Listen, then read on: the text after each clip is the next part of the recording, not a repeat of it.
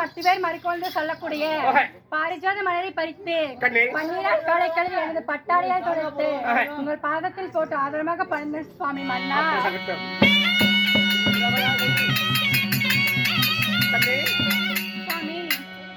கணவருடைய பாதத்தில் வருந்தபடியாக என்றென்றும் இருக்க சுகமாக வாழ்ந்திருப்பாய். அப்படியே ஆகட்டும் சுவாமி.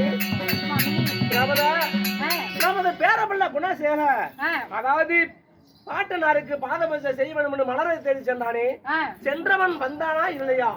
இன்னும் வரவில்லை சுவாமி மன்னா. அப்படியா? மலருக்கு சென்றவன் வெகு நேரம் ஆகிவிட்டது. ஆனா அவன் சென்ற நேரத்துக்கு 2 முறை 3 முறை சென்று மலர் கொண்டு வந்திருக்கலாம். இன்னும் வரவில்லை என்றா அவனுக்கு என்ன ஏற்பட்டதோ, என்ன செய்து கொண்டிருக்கிறானோ ஒன்று புரியவில்லை. அதனால எனக்கு மனசங்கடமாக இருக்கிறது. இந்த மனக்கு தீர்ப்பிருக்க ஒரே ஒரு வழி, என் மாமன் அறியாம கண்ணன் நிற்கின்றா. அண்ணன் அழைத்ததுக்கு விளக்கம் கூறும். அதனால கண்ணை பறந்தாமல் இருப்போம். கண்ணா பறந்தாமா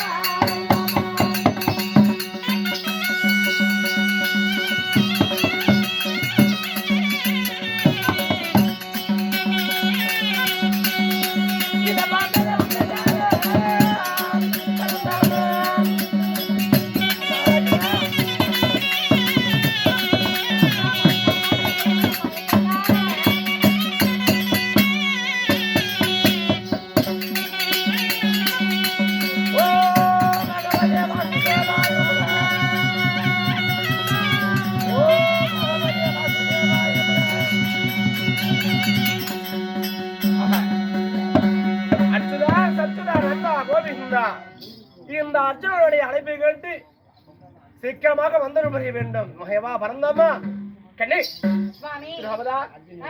என் மாமன் கண்ணன் பறந்தவன் என்று துதி செய்த போது அதோ வெகு தூரத்தில் ஆழ்வார் சத்தம் கேட்கிறது.